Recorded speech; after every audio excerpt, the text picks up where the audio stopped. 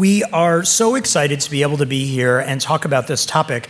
Unfortunately, one of our panel presenters, Brandisha Tynes, became ill and was unable to come. So we want to extend her well wishes. But also, we want to give the Heroes of the Conference Award to Lucia and Henry, who not only have stepped in at the last minute, but also put together slides and what are sure to be wonderful comments in just a matter of hours. So really, thank you so much.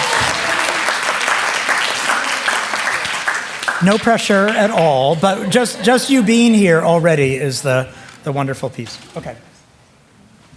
So I'm going to get us started and just talk a little bit about some of the work that we've been doing through APA involving several of the people that are up here, really as setting the stage for why it's so important that we are talking about the experiences of folks from marginalized or minoritized backgrounds.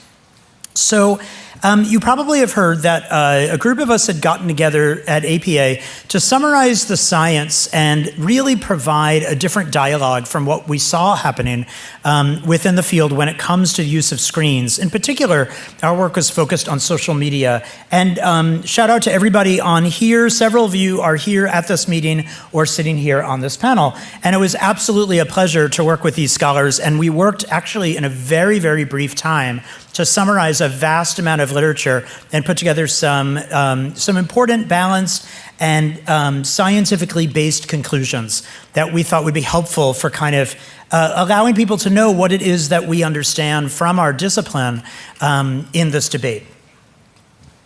So in going into this, one of the things we've been talking about in lots of kind of forums and contexts since is the idea that when we're talking about social media, we're really not talking about a single experience that is the same across different individuals. In fact, social media might be considered as a combination of at least 3 different components which may or may not exist within every platform and may or may not be the part emphasized within that platform.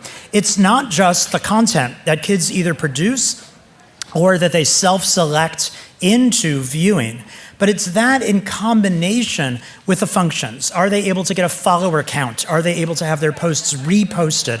Are they getting likes attached to their content? And then on top of that, there's the artificial intelligence component. So really, when we're thinking scientifically about how we understand the effects of social media, we have to at least unpack into those 3 areas. We're getting a lot of requests from a lot of people to give them the magic number at which people the night before go to sleep, potentially at risk of all these many harms on their birthday, and they wake up the next morning free of all possible, kind of concerns. And as we know, that's just not the way that development works. Adolescence is a gradual and continuous process. We talk about the ways in which we have to understand social media, like everything else, through a lens of equity, diversity, and inclusion. And because humans are involved in the way that platforms are marketed, how content is produced, and how even the codes have been put together, that means that filters, biases, and even prejudices might be built right into the platform themselves. So we have to understand that what's happening offline is being reflected, if not built in, to what's happening online. And again, it's important that our panel recognize that causal data, because it would be unethical to force some kids to use social media and deny others in a random way, we don't have a lot of causal data to be able to make conclusions. We're able to make conclusions on a lot of things without causal data, but that's an important caveat. I believe that scientists are really focused more on which conditions or which kids specifically might social media have features or specific content that might help some youth and might harm some others? So when Dr. Telzer and I do talks for a variety of different groups, what we usually do is summarize that the way that we think about social media and the scientific literature is really in these 9 different categories of research questions. These are not exhaustive. There are many other really important ones. But it seems like a lot of what we can say at this point really are coming from understanding both the benefits of social media use, but also the kinds of social media use that might potentially cause harm in the mental health area. We're talking about some kids being more or less susceptible to those benefits or harms. And we're thinking about how social media, its content itself sometimes even is promoting maladaptive behaviors, things like cutting or eating disordered behaviors, for instance. We're talking about the ways that social media might enhance social psychological processes of overgeneralization or pluralistic ignorance and really enhance susceptibility to peer influence. We're talking about the new ways that kids experience stress that we didn't have to experience in the 80s, right? I didn't print out a picture of myself and walk around and say, am I hot? Am I hot? And, kind of like ask people to comment right there. But this is now a new way in which, kids are expected to be on, to comment on each other's posts, and that's causing a lot of stress. For every hour that kids are on social media, that's an hour that they're not doing something else undistracted. And one of those things is sleep, another one is exercise. I'm not going to say the word addiction, but I am going to talk about problematic social media use as another area that people have been studying, and last, the ways in which social media is related to brain development, which is something that, in particular, Dr. Telzer and I have been really interested in. So I just wanted to end by letting you know about our recommendations. If you've seen this probably already, I'm very happy to answer questions about how we got to these recommendations, why we picked these, what they mean, what they don't mean. In particular, though, I really wanted to highlight the idea that we have outlined 10 different areas that could be part of a curriculum for social media literacy. Because social media is here to stay. Many kids benefit. There is no one-size-fits-all approach, but we might be able to teach kids how to do so in a healthy way. And this is all, of course, in our APA advisory as well.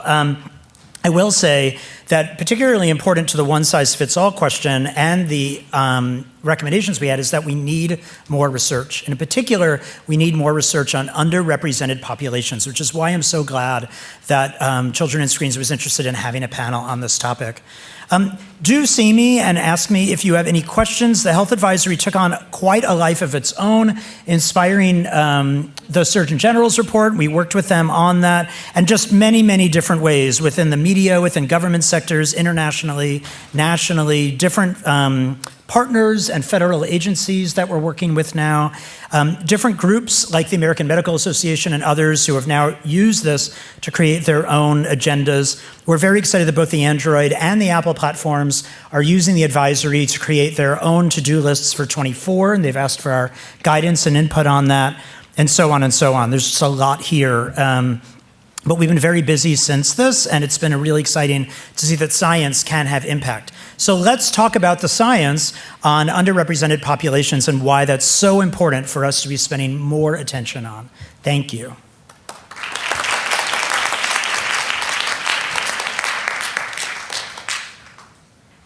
All right, so I'm Eva Telzer, and I'm going to talk a little bit about how the social brain and social media may be particularly relevant when we're thinking about diverse populations. I'll then turn it over to my colleagues who will dive deeper into what's happening in diverse, underrepresented, and minoritized adolescents. All right, so in the span of a generation, social media has really transformed and changed the landscape of adolescent development, making peer relationships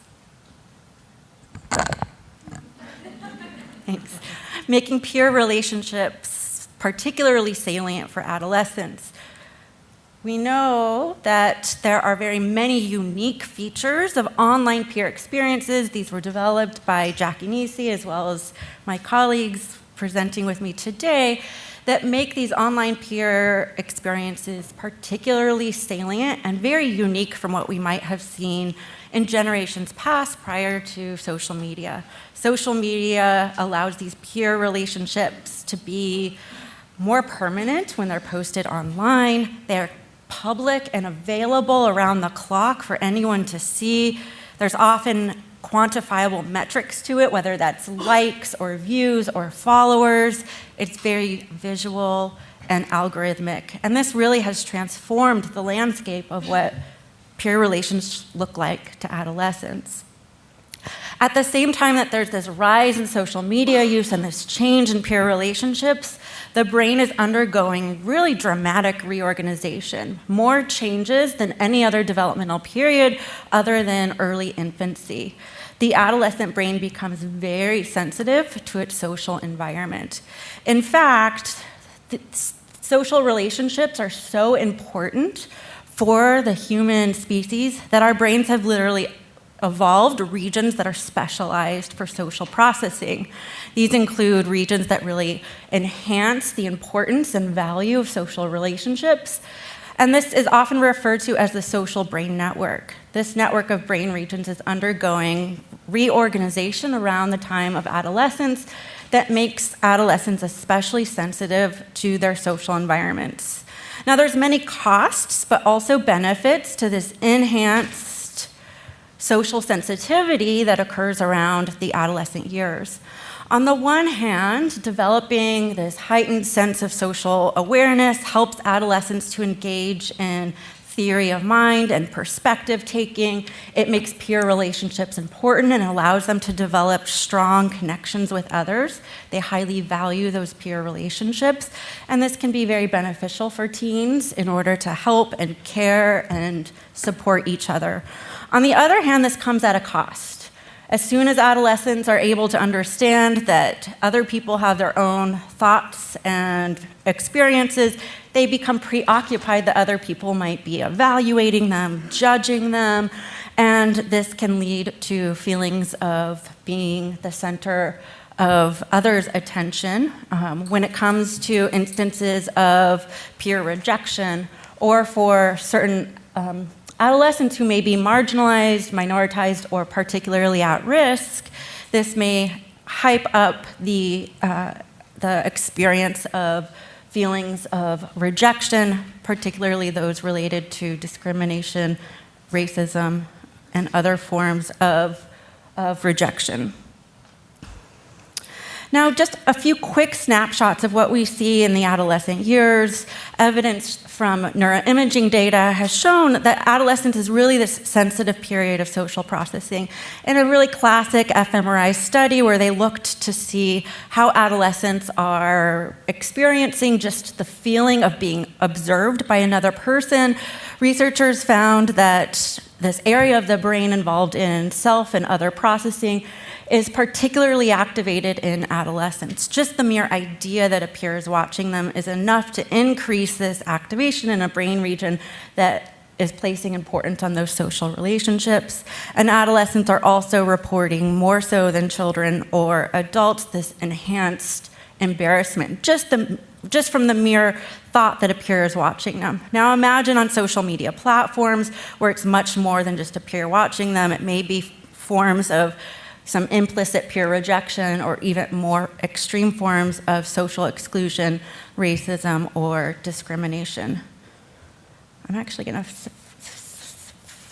skip through some of these slides just to really come to the main point to be able to turn it over to my colleagues.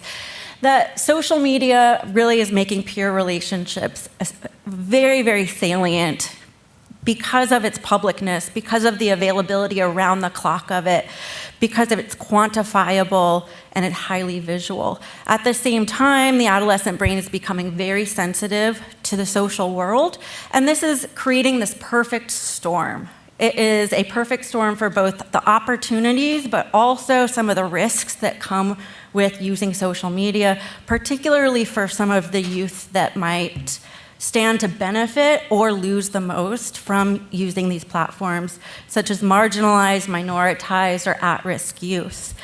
Adolescents are able to use social media to seek out social connection and support and find communities of like-minded youth, but at the same time, they may be exposed to more forms of racism or discrimination, or even be more sensitive to those online discrimination events or cyber hate.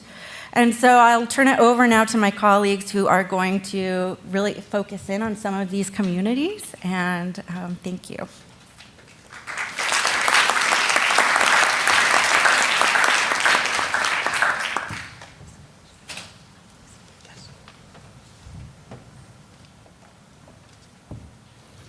Thank you so much to Eva and Mitch for your excellent talks, and thank you so much again to Lucia and Henry for stepping in at the very last second. While we're getting the slides up, I'll just introduce myself briefly. I'm Sophia Choukas-Bradley. Some of you heard from me yesterday in my talk on adolescent sexuality in the era of social media.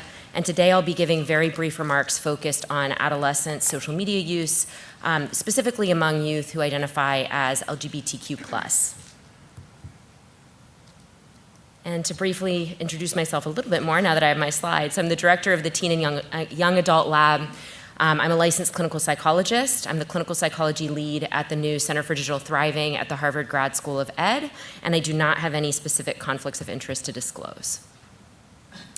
I want to highlight a few terms briefly while acknowledging that affirming language changes over time, and I myself identify as a queer woman.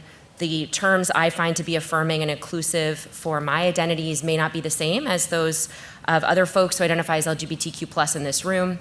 I want to be clear about the language I'm using, which is consistent with language I have heard most recently from queer and trans adolescents. When I say sexual minority or queer, these are umbrella terms that I'm using for a range of non-heterosexual orientations.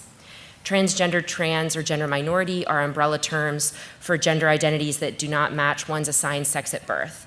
And when I use these terms, I'm including both binary and non-binary identities. AFAB means assigned female at birth, and that's relevant to data I'll show toward the end. Cisgender and cis means one's gender identity matches one's sex assigned at birth. In other words, someone who does not identify as transgender. So for example, I'm a cisgender queer woman, meaning my female sex assigned at birth matches my gender identity as a woman, and I identify as queer. And LGBTQ+ is an umbrella term for all non-heterosexual and non-cisgender identities. I show these next data not to be alarmist, but to really highlight the importance of this work. And by this work, I mean understanding why are adolescent girls and LGBTQ+ youth reporting such high levels of mental health concerns and risk for suicide at this time. So the CDC released these data during COVID-19. Sex was assessed rather than gender, so female refers to folks who were female sex assigned at birth.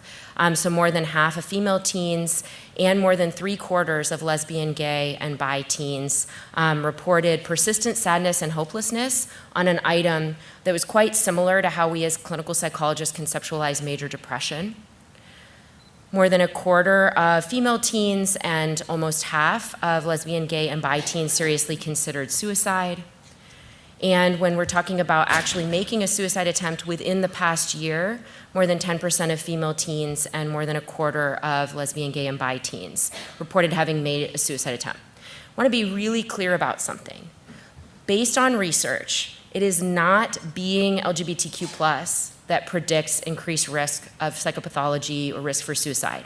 It's the experiences of oppression and discrimination that accompany having a marginalized, minoritized identity in a particular society, such as in the US culture and context for LGBTQ+ teens. One really excellent thing about social media is that we can reach queer and trans teens who we could not otherwise reach. So for example, I've been very privileged to work with Brian Toma and Rachel Salk at the University of Pittsburgh Medical Center to reach very large numbers of trans teens who are not necessarily out to their parents through what we call a waiver of parental consent, which is a special allowance for collecting data with teens that in Pennsylvania we're allowed to collect data from teens 14 to 17 without parental consent. In this particular context, where letting parents know about the content of a study may endanger adolescents who are not out to their parents or to other folks. So through this leveraging of social media recruitment and waivers of parental consent, in our first gender minority youth study, we were able to recruit almost 2,000 trans and genderqueer teens, and we're now collecting data longitudinally for a new sample of trans teens. And we've been able to look at a range of things related to mental health disparities and social media use through these data. Just one other example, there are many excellent examples, but a grad student in the TAIL lab, Savannah Roberts, worked with Ryan Watson and others who had collected data in collaboration with the Human Rights Campaign with an even larger sample of LGBTQ+ teens. And this is just one example of a paper we published from that data set, but many labs have been able to use these data to better understand the experiences of sexual and gender minority teens from across the US. Keeping with Eva's theme of the perfect storm, some of you heard me briefly mention this work yesterday, but my grad students and I recently published this paper earlier this year, where we're really trying to understand from a theoretical standpoint, as well as using qualitative and quantitative empirical data, with this conceptual review, where we propose that in some ways, social media use is the perfect storm for experiences of mental health concerns related to social media use. And in other ways, it really is a double-edged sword, meaning there are both positive and negative developmental components to these processes. So 2 of the grad students who collaborated on this work are here today, Savannah Roberts and Zalal Killick. And I want to highlight briefly what we proposed and how it applies to sexual and gender minority teens. So in terms of interpersonal relationships, we know that social media can be a lifeline for queer and trans teens. And by that I mean especially for rural queer and trans youth, as Cesar Escobar Vieira was speaking about yesterday. Adolescents who identify as LGBTQ+ and who live in rural areas may not know a single other queer and trans person who is out, but can connect with other queer and trans teens online to form community and social support. But of course, social media can exacerbate feelings of rejection and social isolation as well. With regard to identity exploration and development, as I spoke about briefly in the sexuality panel yesterday, LGBTQ+ teens can learn so much about their identities that they're not learning through traditional in-person sex education. They can learn information about the range of identities that they may experience themselves. They can learn about other people's identities. They can explore identities, and they can learn really valuable sexual health information. On the other hand, of course, from the perspective of the negative components of social media use, social media can increase the risk for exposure to hate speech, and this is very common among LGBTQ+ teens, as we'll see on the next slide. Mental health is both positively and negatively affected for queer and trans teens using social media. So on the one hand, social media can really increase access to mental health resources and services and help to break stigma. And on the other hand, a lot of the information out there is false information, fake news. I want to highlight this report that, this is the last thing I will highlight, that Beth Daniels just referred to earlier today in the body image panel. She was focusing on Black adolescent girls, for those of you who were there. When we're looking at the data focused on LGBTQ+ adolescents who were identified female sex at birth, that's the AFAB again, what the researchers found, so this was Jackie Nisi and others working on behalf of Common Sense Media, and you can find this report freely available online. I know this is a bit hard to see, but for every single platform and for both exposure to negative content and positive content, LGBTQ+ adolescents were more likely to say, yes, I have been exposed to these things, than were their cisgender heterosexual counterparts. So for example, just looking at the top row, adolescents who identified as LGBTQ+, reported that they were more likely to have been, or rather more of the adolescents reported that they had been exposed to harmful suicide or self-harm related content, but they also were more likely to report access to mental health resources that were helpful via YouTube, just as one example. And when we move away from these most clearly negative and clearly positive aspects of social media use, LGBTQ+ adolescents in this nationally representative sample were more likely to report every single type of experience that was assessed. So for example, on the positive side of things, I post things that allow me to express myself creatively, and I take action on things I care about. LGBTQ+ adolescents were more likely than others to say yes. But on the negative side, I end up feeling like other people's lives are better than mine. I feel pressure to present the best version of myself. LGBTQ+ adolescents were also more likely to report those. Thank you so much for your time, and we can chat more during the Q&A, and I'll turn it over. Is Lucia speaking next? To Lucia. Thank you.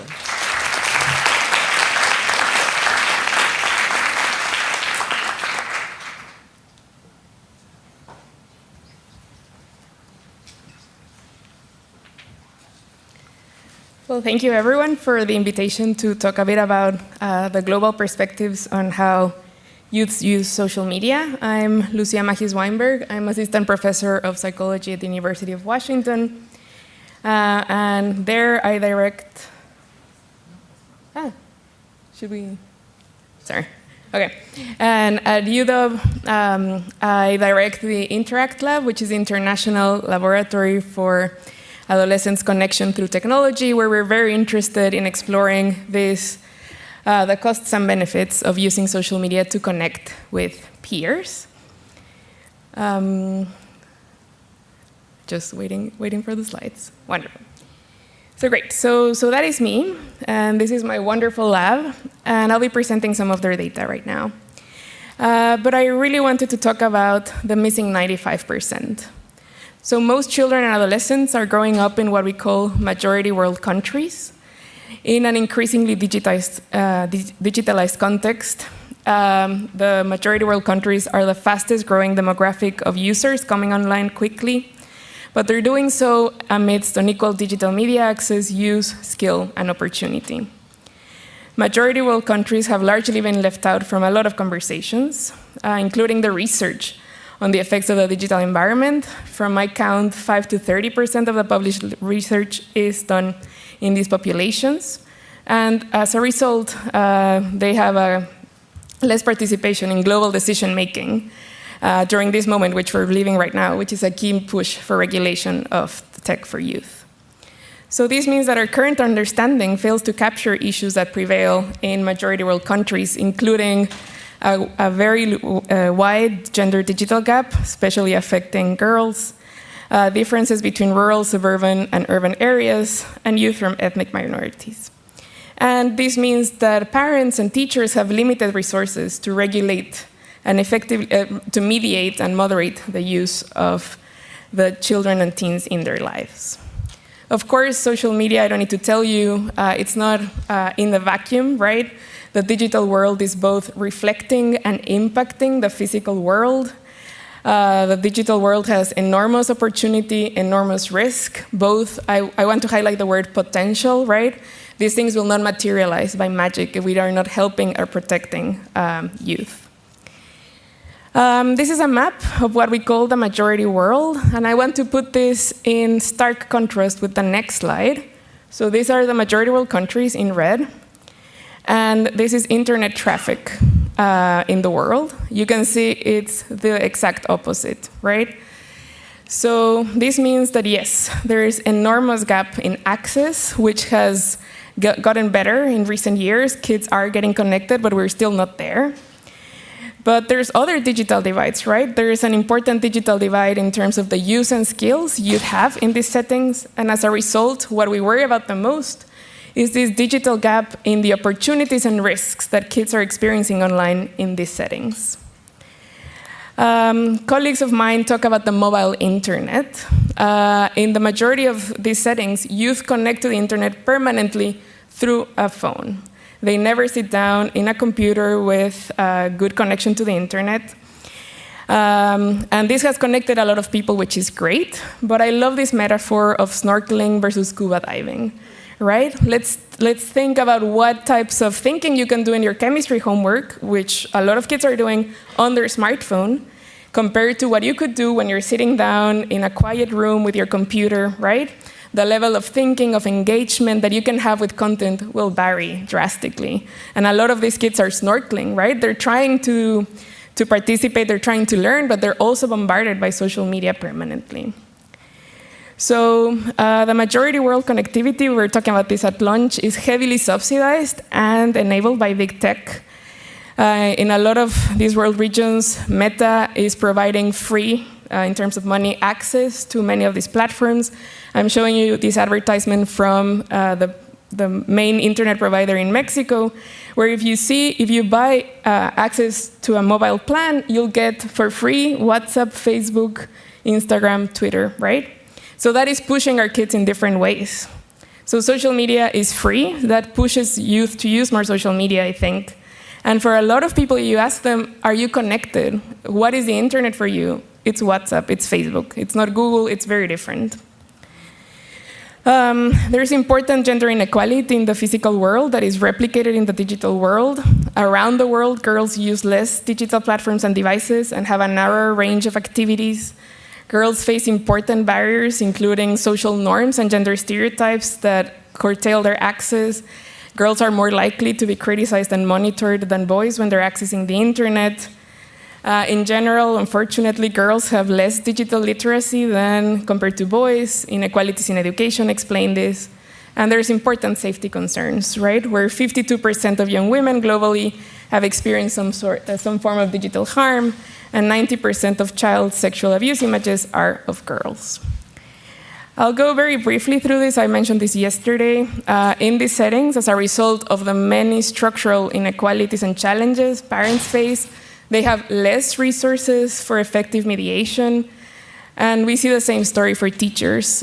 Teachers are limited in how they can model good use of the internet, how they can mediate and monitor the use. And as a result, in general, broad generalizations here, access tends to be very restricted. There's a lot of fear-mongering from parents, a lot of curtailing of opportunity that happens online.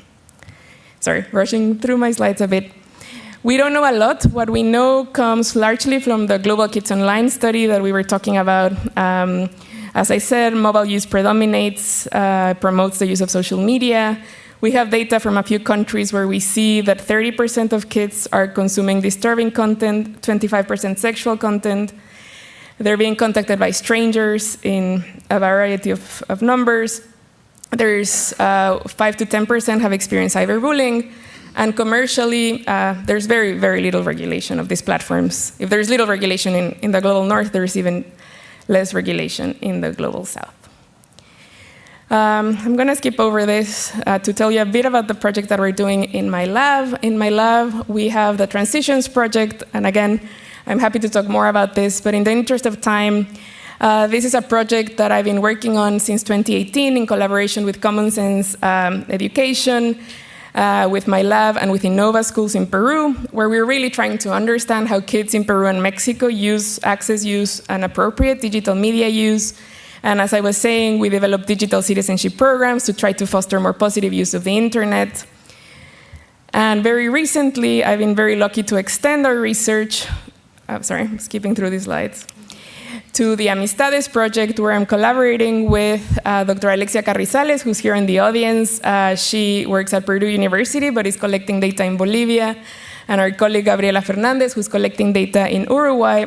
And so now we have some data points from a few countries in Latin America. Latin America is huge, but we have data from a few countries. And I wanted to share just some very quick snippets. This is data we collected in Peru on their favorite platforms. As I said, when we started this work, we just simply didn't know what are kids using. This is data during the pandemic from grades 6 to 11. We see that very similarly to the US, YouTube predominates as a favorite platform for use. We see, as in the US, that older adolescents are using social media more. And as I was saying yesterday, video gaming, social gaming is particularly powerful for young men to connect with their friends. Latin America had almost 2 years of remote education. The restrictions were very strict. So in this sample, we collected data in November 2020 and July 2021, when kids were still at school. It's not surprising that the intensity of social media use went slightly up as the pandemic progressed. And when we start to look at the relationships between social media intensity and anxiety and loneliness, for example, we see interesting relationships where we see that those girls who felt lonelier, social media became more intense for them. And again, we're seeing a lot of these patterns in a very binary way, but mostly in girls. It's not surprising to you, we all know this, that the online world, social media, has both positives and negatives. We use the online social experience measure, where we ask the same adolescent, right? In your social media experiences, do they help you feel better when you're upset? Do you receive advice and counseling? Do they make you feel better about your life, feel valued? Overwhelmingly, kids say yes. But of course, there's negative experiences as well, as happens in our in-person interactions. And I do want to highlight, when we ask the kids, they overwhelmingly say the positive predominates. When we look at this data cross-sectionally, work that my student Chris Geis did, at the beginning of the pandemic, we found a very interesting pattern where we saw that the positive and negative experiences had the opposite association with loneliness. I was excited about this data, potentially suggesting that there was some protective factor there. I was very excited to show you data here to confirm this longitudinally. It did not happen. So on the left, we see online experiences through the pandemic, positive online experiences, and they, as you can see, remain fairly stable. And in the flip side, the negative online experiences, although overall lower, were going up for youth. And while I was wanting to see that same opposite association, we didn't find that longitudinally. We found that lonelier kids are having more positive and more negative online experiences, which is very intriguing. I'll zoom through our slides just to show you. I just want to show you this one slide that Alexia presented yesterday in her poster. One project that I'm very excited about now is starting to ask young people about their online-only friendships. These are friends that they'll never meet in person. These are likely people they're gaming with or chatting with in different countries. And we want to start to understand how these relationships look like, how is the quality of these relationships. And this is just very preliminary data, but for example, we're asking, what platforms are you using to connect with your in-person friends? And in Uruguay, they're telling us it's Instagram, it's WhatsApp. In Bolivia, they're telling us it's Instagram, it's Discord. But they're using different platforms to connect with their online-only friends. I think it's very important to start to measure these types of things. TikTok, surprisingly popular. Discord didn't surprise me as well. And the last slide, I promise, is that we compared the quality of friendships in person and with their online-only friends. And for both the positive and the negative ones, levels were much higher for their in-person friendships. So yes, they feel more in-person, more companionship and more closeness in their in-person friendships. They also feel more conflict, more criticism, more dominance, and more pressure. With that, I advise you to talk to Alexia and see her poster, and I thank everyone, and apologies for going over time. Thank you.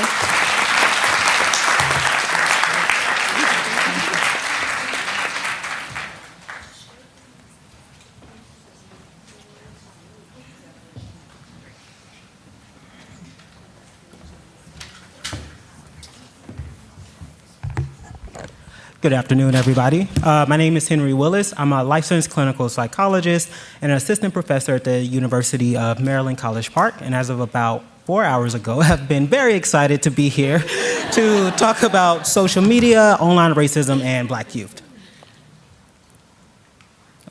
I point it. Oh, wait. Oh, there we go. 1 second. 1 second. Oh, okay.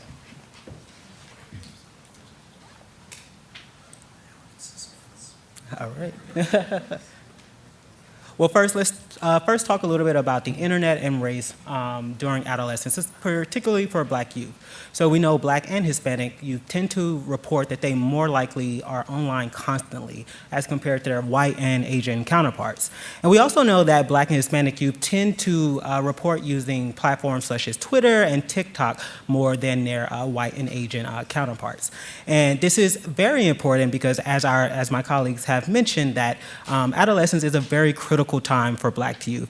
And in particular, during this period, it's very important that they navigate and develop adaptive racial identity beliefs. So because these beliefs over time are related to better psychosocial adjustment for this youth. And we also know that Black youth are talking about race in online contexts. And this can bring on a range of risk and rewards. So they get the ability to talk about their race with their peers, and they may also be at a higher risk for experiencing online racial discrimination, which will be the focus of my talk today. So let's talk a little bit about what online racism is. I see it there. Oh, got it. And so some of the next things you're going to see may be a little difficult to see. So on May 28th, actress Roseanne Barr tweeted the following. And what this highlights is that despite the increased connection and community that social media affords us, this tweet represents what many Black Americans have seen over the past few years, which is a rise in racist content online.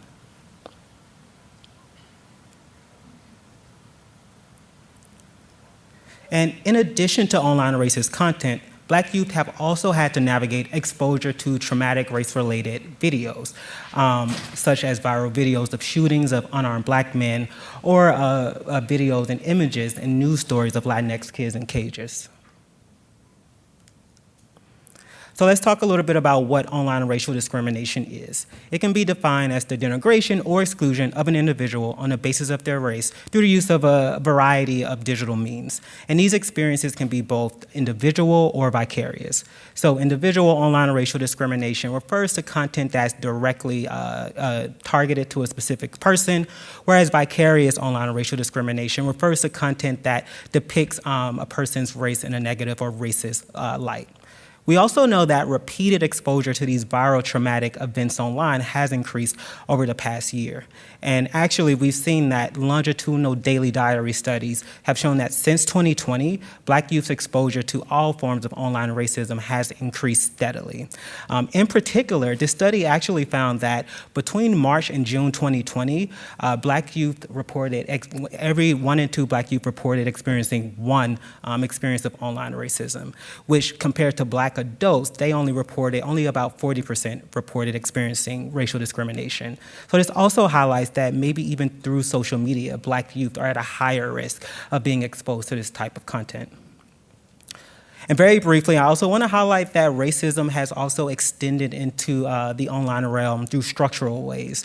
And my colleagues and I have begun to explore how things such as racism and algorithmic bias in algorithms in healthcare settings and in law enforcement technologies, as well as racist misinformation on social media, can lead to a variety of racial health disparities. And in particular relevance to this talk, we know that online racism affects the psychosocial adjustment for Black youth. And early findings have found that these experiences are associated with increased anxiety, depressive, PTSD symptoms, as well as increased alcohol use and even increased suicidal ideation symptoms. And we also know that Black youth have to both navigate online racism as well as offline racism.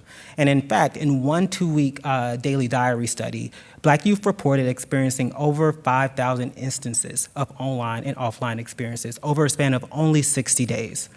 And they reported experiencing an average of 5 racist encounters in one day. It's also important to note that they reported experiencing more experiences of online racism than offline racism.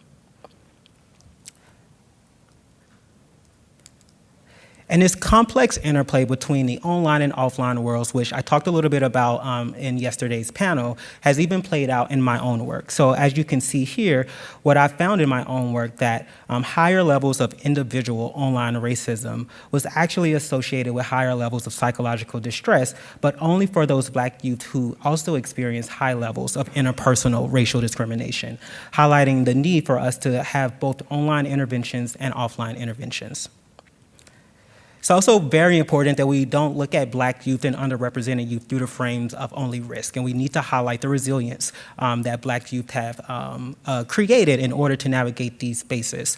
And one of the protective factors that I explore the most are racial identity beliefs, which can be defined as the significance and qualitative meaning that race has in the self-concepts of African or Black Americans.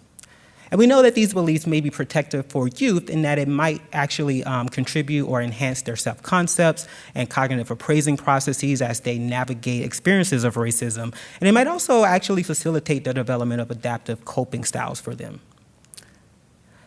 When defining and exploring racial identity, very briefly, I often use the multidimensional model of racial identity. And what's important to know is that the MMRI basically asks the question, what does it mean to be a member of my racial group? And it explores the importance of race to an individual's perception of themselves. And of particular importance to my work, I explore racial centrality, which is the relevance of race to your self-concept, as well as racial regard, so which refers to how a person feels either positively or negatively about being a member of their race.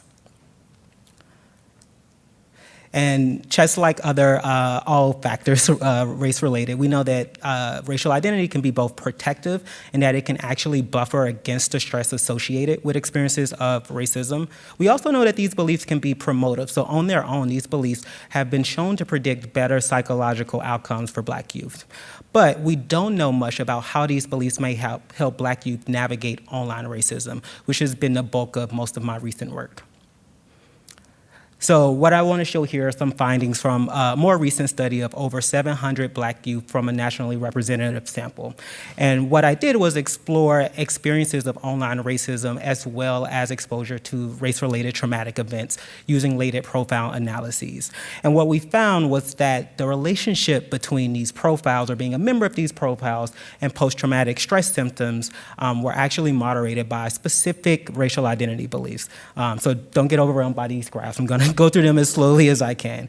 So on the bottom, you'll see that these are levels of racial identity beliefs, in this context, racial centrality, which refers to the importance of race to your self-concept. And on the left were levels of post-traumatic stress symptoms. And in the middle, you'll see the different trajectories for the three profiles. We had a low overall profile, so these youth actually reported low levels of experiencing individual online racial discrimination, vicarious experiences of online racial discrimination, and low frequencies of exposure to race-related traumatic events. We had a low-high profile, so they actually only experienced low frequency of individual online racial discrimination, but high experiences of both vicarious discrimination as well as exposure to traumatic events online. And the high overall, as the name implies, these youth experienced high levels of all three. And so what we found was that this relationship was actually significant and negative for only those in the low-high group. So they tended to report fewer post-traumatic stress symptoms as their racial centrality beliefs increased. But unfortunately, this relationship actually reversed for those in the low overall and those in a high overall group. Next, we looked at private regard beliefs, which again refers to how a person feels about being a member of their race. So in this context, higher levels of private regard refers to feeling really proud about being Black. And similarly to racial centrality, we found that this relationship was significant and negative for those in a low-high group, but this relationship was reversed for those in a low overall and the high overall group. And just very briefly, I'll just highlight that this really highlights the complexity of racial identity beliefs and how these beliefs may play out in an online setting, and the importance to always take a risk and resilience frame when exploring social media use among Black youth in particular.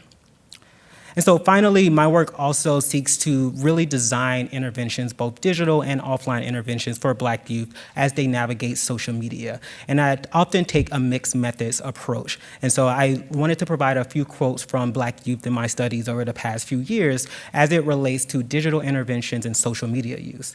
And so one thing to really remember is that these interventions can also be another avenue for experiencing online racism. So as we create these interventions for helping youth navigate social media in healthy ways, know that Black youth are thinking about how they might, these technologies might be abused by bad actors. So as you can see here, this participant said, there's always gonna be like some troll, someone who's gonna download the app and either pretend to be African American or may actually be African American and go on and berate people, etc. We also know, as I know has been said throughout the entire conference, that Black youth feel that pressure of social media or feel that pressure to fake the funk. And so many Black youth talked about how social media puts a lot of pressure on them, especially when it refers to displaying their mental health. And also that fear that, they might come across something that negatively affects their mental health, especially on apps that are supposed to do the opposite. But on the resilience side of things, Black youth talked about how social media can increase awareness and be a space for community and resource sharing, such as coming across just the increased awareness of mental health issues and feeling like it's safer to talk about mental health in some context. And social media can also be used to resist against online racism and reaffirm those positive feelings of Blackness. And so participants talked about how you can spin positive narratives on social media that might help them navigate development and social media use. So thank you. Sorry for going over time. This is my email, and like a millennial, that's my Twitter handle. And I look forward to the Q&A.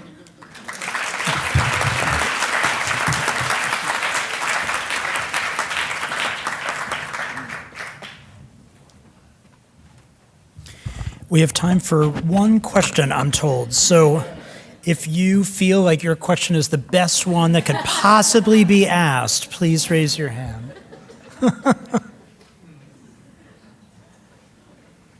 That's a lot of pressure, but I'll go for it.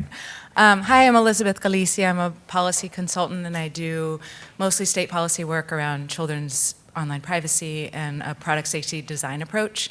I'm wondering if you all could speak to what we see as a patterning of the tech industry often co-opting the experience of vulnerable populations in justifying their extractive practices. Most recently in the court order that we've heard about at this conference this week, where a district court struck down a recent California privacy law, the court referenced NetChoice, which represents multi-billion-dollar companies, the experience of vulnerable populations, in particular queer youth, saying that targeting and profiling of young people is actually a wholly positive experience and allows them access to parts of the internet that they would not otherwise have access to. Therefore, companies should be able to target and profile. And I wonder, and I'm struck, Dr. Choukas-Bradley, about policy is often not nuanced of, yes, you held up the common sense study, there's positives, there's negatives, and I wonder your perspective on, there's that sort of co-option of communities broadly when there's a lot of advantage taking as well by these companies and platforms, but how to come out on the whole in terms of something like the targeting and profiling, because those same youth are having targeted ads in their feeds or something they've searched seemingly privately, and these teens and young people could have a targeted ad come up with someone else in their family is online. So there's obviously real risks, and policy is not so good at sort of identifying where there's good and where there's harm. So I'm wondering if any of you want to speak to either the industry trend to kind of use vulnerable populations as they're sort of like, look, this is important, or to this specific point about targeting and profiling.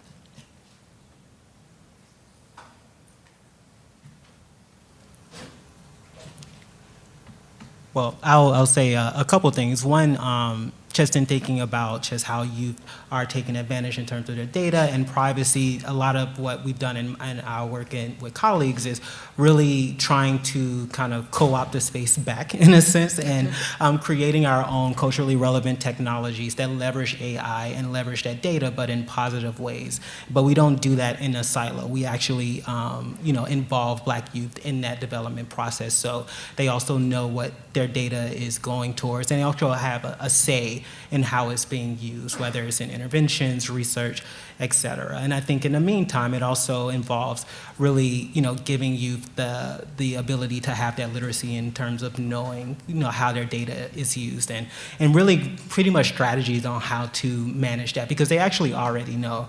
So in other research that we have, we've actually looked at how Black youth are aware of how, algorithms may be racist, for example. And across the board, we see that they are aware of it. So it's not an awareness thing. It might just be more of giving strategies to help kind of reduce the harm.